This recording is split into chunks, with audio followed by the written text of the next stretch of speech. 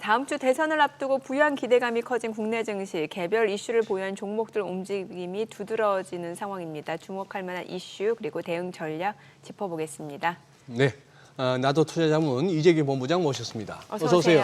안녕하세요. 예, 이거 개장하고 지금 이제 채 30분이 안 됐습니다만 시원시원하게 열고 올라갑니다. 2,667, 1.14%. 코스닥도 0.7%. 그런데 정면앵커가 최근에 국내 비중 많이 줄였나 봐요. 별 감흥이 없네. 우리 장이 이렇게 날아가는데. 또 미국 지수선물 보고 계신 거 아니야 또? 아니, 그게 아니라 국내 증시가 더 난이도가 높은 느낌이에요. 제가 체감하기로는. 그죠? 네. 사실 거래하기는 미국 장이 편해요.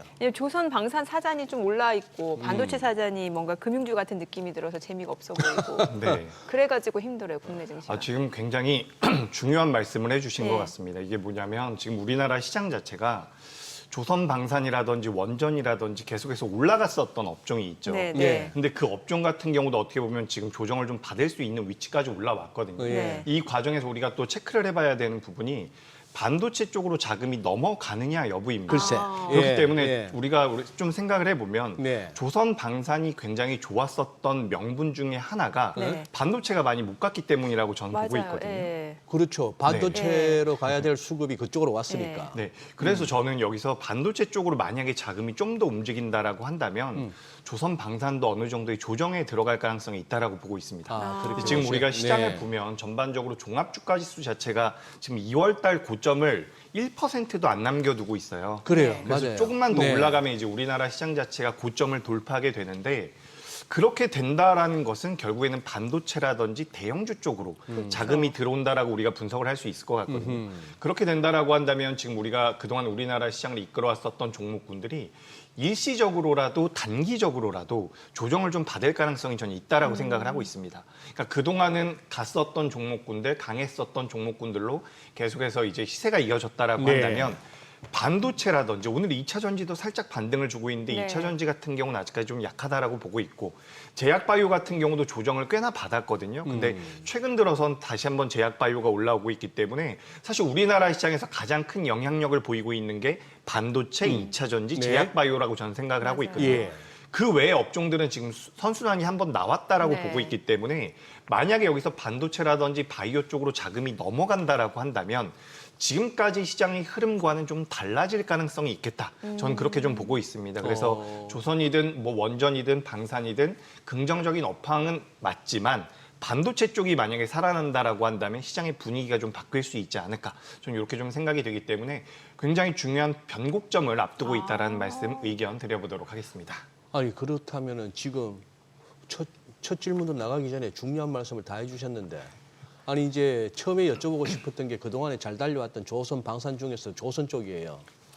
이제 항상 또 우리가 왜 그 트라우마가 업계에서 그냥 또 슈퍼사이클 이런 얘기 나오면 또 갑자기 아유 저 얘기가 왜 나와 이런 그게 있잖아요. 그거 나오면 보통 고점이 가까웠다는 징후였으니까. 네. 근데 이제 조선 쪽에서는 자꾸 그런 얘기를 하고 뉴스의 흐름은 그래도 뭐 우리 한국 조선 쪽에 호재다 싶을 만한 것들이 많이 들려오거든요. 네, 그러니까 이 조선 쪽 같은 경우는 전 내용이 안 좋다라고 생각해 본 적은 없습니다. 네. 우리가 부담을 느낄 수는 있겠지만 지금 이게 조선 업체들이 과거에 슈퍼사이클에 들어갔을 때와 비교해 봤을 때 역사적인 우리가 뭐 PBR이라든지 PER 기준으로 봤을 때는 상단에 도달했다라고 이야기가 되고 있어요. 예. 하지만 우리가 과거와 우리 조선업이 지금 다른 부분은 미국이 중국을 굉장히 강하게 규제를 해주고 있다는 부분이죠. 예. 근데 미국이 중국을 규제해준다라고 해서 우리나라 기업들이 무조건 반사이익을 받는 것은 아니거든요. 근데 이 조선업 같은 경우는 우리나라 기업들이 반사이익을 받는다라는 거죠. 추가적으로 이제 업황 자체를 본다라고 한다면 LNG 쪽에 대한 에너지 쪽에 대한 모멘텀들이 붙어주고 있고 두 번째는 이제 MRO라고 우리가 이야기를 하고 있는 방산 쪽에 대한 모멘텀이 붙어주고 있기 때문에 조선 같은 경우는 전반적으로 굉장히 좋은 슈퍼사이클에 들어온 게 맞습니다. 그러니까 과거의 역사적인 상단에 지금 도달했다라고 하더라도 이 사이클 자체가 언제 끝날지 모른다라는 그런 식의 분석도 지금 계속해서 나오고 있거든요. 그렇다라고 한다면 저는 조선 쪽에 대한 긍정적인 뷰는 유지를 하고 싶은데 만약에 여기서 반도체 쪽이 많이 살아난다라고 한다면 주가가 많이 올라왔었던 조선 쪽에서 자금이 좀 빠져나와서 반도체 쪽으로 좀 넘어갈 가능성도 전 있다라고 생각을 하고 있습니다. 아, 그래요? 제가 또 여기다가 어떤 이야기를 추가적으로 드리고 싶냐면 지금 최근 들어서 우리가 원래 조선사들이라고 하더라도 대형주들이 굉장히 주가 흐름이 좋았거든요. 네. 뭐 한화오션 같은 경우도 MRO 쪽에 대한 모멘텀들을 받아갔고요. 뭐 HD 현대중공업이라든지 HD 뭐 한국조선해양 같은 경우도 계속해서 좋은 모습을 보였는데 최근에는 좀 특징적인 게 뭐냐면 세진중공업이라든지 현대힘스 같은 좀 규모가 작은 기업들로 자금이 좀 넘어가고 있는 것 같습니다. 그러니까 대형 주단에서 지금 중소형 주단으로 자금이 좀 넘어가고 있는 것 같거든요. 근데 여기서 우리가 좀 시장이 변하고 있지 않나라고 생각이 드는 게 대형주 같은 경우 어쨌든 펀더멘탈을 위주로 하고 있는 투자자들이 선호할 수밖에 없는 종목군들이고 이런 종목군들이 많이 올라와서 어떻게 보면 밸류 기준으로 봤을 때 단기적으로 어느 정도 올라왔다라고 생각이 된다면 어떻게 보면 저평가 추가적으로 말씀드려보자면 상승할 수 있는 여력이 많이 남아있는 쪽으로 자금이 좀 옮겨갈 가능성이 있다라고 보고 있습니다. 네. 그래서 어떻게 보면 조선 쪽에서 지금 중소형주들이 더 많이 움직임을 보인다라고 한다면 조선 업황 자체는 그 업황이 아니라 주가의 흐름상으로는 단기적인 고점이 좀 나올 수도 있겠다라는 생각이 들거든요. 그래서 시장의 분위기가 좀 바뀌고 있다라는 말씀을 다시 한번 드려보겠습니다. 그런 우려는 방산 쪽도 마찬가지 아닙니까? 예, 방산 쪽도 비슷한 것 같아요. 근데 방산 쪽 같은 경우는 저는 원래 개인적으로 조선 쪽을 좀 더 긍정적으로 보고 있었는데 최근에 이제 방산 쪽에서 많이 나오고 있는 이야기들이 뭐냐면 우리가 방산 쪽 같은 경우는 두 가지를 저는 고민해야 된다라고 보고 있거든요. 네. 한 가지는 이제 미국이 중재를 하면서 글로벌 정세 자체가 좀 평화롭게 진행이 된다라는 부분. 그렇게 됐을 때는 우리나라 방산주들에 대한 경계가 필요하지 않을까라고 생각을 했었던 거고 두 번째는 뭐였냐면 유럽 같은 경우도 어쨌든 영내에서 방산 쪽에 대한 뭐 물품들을 무기들을 생산할 수 있는 기술력을 가지고 있기 때문에 영내에서 물량을 소화해 버린다라고 한다면 우리나라 방산주들의 메리트가 좀 떨어지지 않을까라고 생각을 하고 있었거든요. 근데 지금 이 부분 같은 경우도 첫 번째 미국 같은 경우 이제 더 이상 전 세계적으로 경찰 국가의 그런 업무를 하지 않겠다. 예. 그런 역할을 하지 않겠다라는 이야기가 나오고 있거든요. 그래서 이제 국제 정세상으로 봤을 때는 평화롭기는 좀 어렵지 않을까라고 생각이 드는 부분이고 두 번째 같은 경우도 이제 영내 생산을 함에 있어서 좀 부담을 느낄 수 있지 않을까라고 생각을 했는데 지금 유럽 같은 경우도 어쨌든 굉장히 오랜 기간 동안 무기 생산을 안 하고 있던 상황입니다. 그렇기 예. 때문에 이게 제대로 풀 가동이 되기 위해서는 3년 정도의 시간이 걸린다라고 이야기가 되고 있어요. 그렇다라고 한다면 우리나라 기업들이 다시 한번 부각될 가능성이 전 높다라고 생각을 하고 있고 그런 관점에서 본다라고 한다면 방산 기업들의 메리트가 여전히 좀 더 있지 않을까라고 생각이 됩니다. 근데 여기서도 마찬가지예요. 지금 제가 업황에 대해서는 긍정적인 말씀을 드리고 싶고 추가적으로 지금 유럽 쪽에서도 원래 GDP 대비해서 뭐 방위비를 2%에서 3%까지 올릴 것이다라는 이야기가 나오다가 최근에 이제 5%까지 올릴 것이다라는 얘기까지 나오고 있거든요. 이런 부분들을 고려해 본다라고 한다면 업황 자체의 룸은 상승 룸은 남아 있다라고 보고 있습니다. 네. 근데 중요한 것은 반도체 쪽이 올라간다라고 한다면 전 수급이 뺏길 가능성은 있다라고 보고 있어요. 네. 추가적으로 이제 우리나라 방산 기업들 대형주들에 대해서 제가 조금만 더 말씀드려 보자면 외국인들이 외국계 투자 기업들이 우리나라에 매매를 하거나 우리나라뿐만 아니라 글로벌 시장에서 방산 기업에 투자를 한다라고 했을 때 대한민국 기업들의 PBR이 지금 높은 수준은 아닙니다. 우리가 기본적으로 우리나라 기업들만 놓고 PBR을 분석을 해봤을 때는 고평가가 됐다라고 이야기를 할 수가 있지만 다른 나라 방산 기업들과 상대적으로 비교를 해본다라고 한다면 우리나라 기업들의 PBR이 높지가 않거든요. 게다가 영업이익률 같은 경우도 우리나라 기업들이 잘 나오고 있는 부분들이 분명히 있기 때문에 매력적이라고 저는 말씀드리고 싶어요. 지금 만약에 보유를 하고 계시다라고 한다면 급하게 덜어낼 이유도 없다라고 생각을 하고 있는데 여기서 이제 계속해서 변곡점이 나올 수 있다라고 말씀드리고 있는 부분이 반도체 쪽으로 자금이 옮겨간다라고 한다면 전 단기 조정이 나올 가능성이 높다. 그건 조선과 방산 모두 다 전 공통된 의견을 가지고 있거든요. 좀 저렴하게 뭐 한 달 전에 두 달 전에 매수를 했다라고 한다면 지금 매수 단가의 여력이 좀 있기 때문에 조정을 어느 정도 받는다라고 하더라도 뭐 추가적인 사이클을 우리가 기대해 볼 수 있겠지만 최근에 매수하셨던 분들, 그러니까 매수 단가 자체가 높으신 분들 같은 경우는 전 경계가 좀 필요하지 않을까라는 말씀을 드리고 싶습니다. 오늘 이재규 본부장님 아주 중요한 말씀을 하고 계신 것 같아요. 지금 외국인들이 지금 아직 지금 뭐 40분도 안 됐는데 지금 선물 엄청 사네요. 5천 몇 개가 네. 넘고 현물도 사고 기관도 사고 하도 강하게 사다 보니까 초반에 순매수였던 개인들이 그냥 팔리고 있어요. 지금 순매도로 가는데 삼성전자 3.15%, 지금 SK 하이닉스가 지금 갭 출발해갖고 3.2%. 지금 말씀하고 계신 이게 오늘 당장 벌어지고 있는지도 모르겠습니다. 이게 이제 지속적으로 글쎄 이제 되는지 이게 모르는 거죠. 이게 지속적으로 가느냐 이게 하루짜리냐인데 지금 오늘 뭐랄까 말씀을 들으면서도 좀 뭐랄까 좀 소름이 돋네. 아니, 그래서 지금 말씀하시려고 준비 중이신데 글쎄, 지속적으로 이게 가는지 이러한 분위기가요. 그러니까. 네, 일단 우리가 좀 단순하게 제가 설명을 드려보자면 네. 개인 투자자분들도 마찬가지일 거예요. 내가 보유하고 있는 종목들이 만약에 10개가 있다라고 해봤을 때 그중에서 수익이 많이 나는 종목이 있을 때는 차익 실현이 어느 정도 필요하다라고 느끼는 경우가 있거든요. 네. 왜냐하면 수익이 많이 났었던 쪽에서는 매도를 해서 수익을 확정을 짓고 저평가됐다라고 이야기가 되거나 다시 한번 사이클에 들어갈 수 있는 쪽으로 자금을 옮겨가는 경우가 굉장히 많습니다. 이건 개인 투자자들도 그런데 기관 투자자나 외국인 투자자들도 마찬가지거든요. 예. 그래서 많이 올라온 쪽에 대해서는 어느 정도의 차익 실현을 하고 상승할 수 있는 여력이 많은 쪽으로 자금이 옮겨간다라고 한다면 저는 지금 반도체 쪽은 자금이 들어올 가능성이 높다라고 생각을 하고 있어요.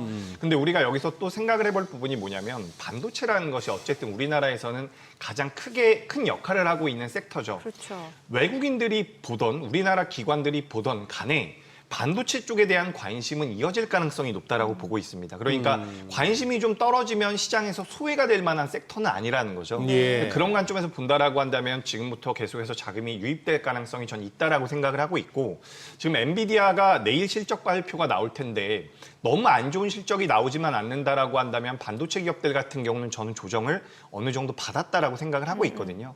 그래서 이제 이번 주 들어와서도 뭐 피롭틱스라든지 삼성전자가 유리기판에 관련돼서 2028년도에 뭐 양산을 하겠다, 사용을 하겠다라는 내용들이 나오면서 유리기판 관련주들이 먼저 움직였고 오늘도 보니까 그동안 움직이지 않았었던 종목들이 많이 움직임을 보이고 있거든요. 뭐 DI 같은 경우도 8% 정도 올라오고 있고요.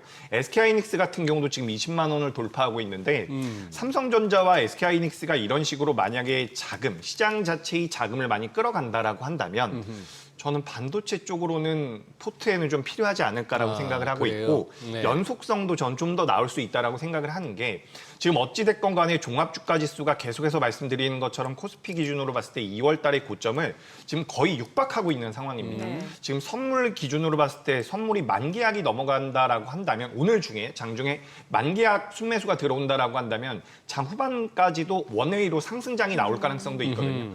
그렇게 된다라고 한다면 코스피가 신고가를 경신할 가능성도 있다라고 저는 보여져요. 오늘이 아니라고 하더라도 뭐 다음 주라도 신고가를 경신한다라면 그 의미는 대형주로 자금이 들어온다라는 그렇죠. 거거든요. 신고가라시면 금년 들어서 연중 신고가. 연중 신고가. 예, 연중 신고가입니다. 그래서 대형주로 자금이 네. 들어온다라고 한다면 저는 그때는 반도체가 좀 더 시세의 연속성을 보일 가능성이 있지 않을까. 저는 이렇게 의견 드리겠습니다. 연중 고가 2,680에 얼마 안 남았어요, 이거. 네, 오늘도 잘하면 오후에라도 열라면 열겠는데. 예. 와, 예. 확실히 외국인 소장님이 앞서 오늘 외국인이 좀 사주면 좋겠다는 생각 네. 하셨잖아요. 근데 선물해서 이렇게 살 줄이야. 이 친구도 작심한 것 같은데 땡기려고. 예. 오. 2차 전지도 좀 네네네. 여쭤볼게요. 오늘 보니까 뭐 나트륨 이온 관련주, 리튬 이산철 배터리 관련주, 이 배터리 쪽이 실적보다 좀 강하게 움직이거든요. 네. 사실 2차 전지도 들고 계셔서 지금 이른바 물려 계신 분들 네. 많단 예, 말이죠. 그래요.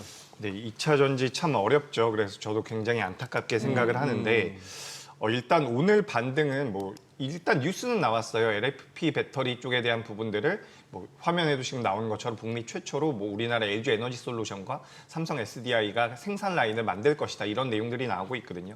우리가 뭐 작년만 하더라도 LFP보다는 3원계 배터리가 굉장히 효율적이고 기술적으로 뛰어나다라는 이야기가 맞아요. 있었는데 예. 생각보다 글로벌 시장에서 선택을 많이 받지 못했습니다. 그래서 이런 부분들이 나오면서 실제로 얼마 전에 유럽 쪽에서 전기차 판매량이 늘어났다라는 내용들이 나왔음에도 불구하고 우리나라 배터리 3사 같은 경우는 점유율이 줄어들었거든요. 그래서 이런 부분들이 좀 부담이 되고 실질적으로 우리가 1분기 기준으로 봤을 때 배터리 셀 3사 같은 경우는 LG 에너지 솔루션 같은 경우도 AMPC를 제외하면 적자가 나왔어요. 3사가 모두 다 적자가 나왔고 AMPC를 우리가 포함한다라고 한다면 LG 에너지 솔루션만 흑자가 나왔거든요. 그래서 우리가 지금 가지고 있는 시가총액을 고려해 본다라고 한다면 지금 우리나라 배터리 기업들이 저평가됐다라고 말씀드리긴 좀 어렵습니다. 하지만 이제 저평가됐다라고 말씀드리지 못한다라고 해서 주가의 반등이 안 나온다라고 보기도 어렵거든요.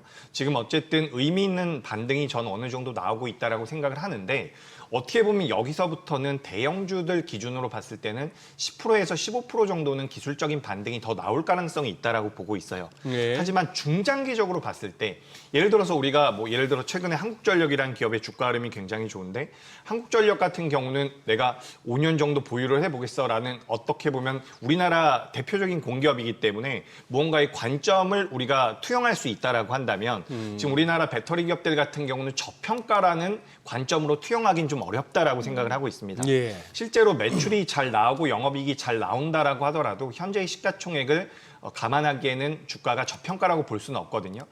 그렇기 때문에 저는 이렇게 좀 말씀을 드리고 싶어요. 단기적으로는 반등이 더 나올 가능성이 있다라고 보는데 지금 현재 시점에서 2차 전지와 관련되어 있는 기업들을 중장기적으로 투자한다라는 것은 저는 오히려 좀 리스크가 있지 않을까라고 생각을 하고 있습니다. 그래서 이 부분을 한번 체크해 보시는 게 어떨까 말씀드리겠습니다.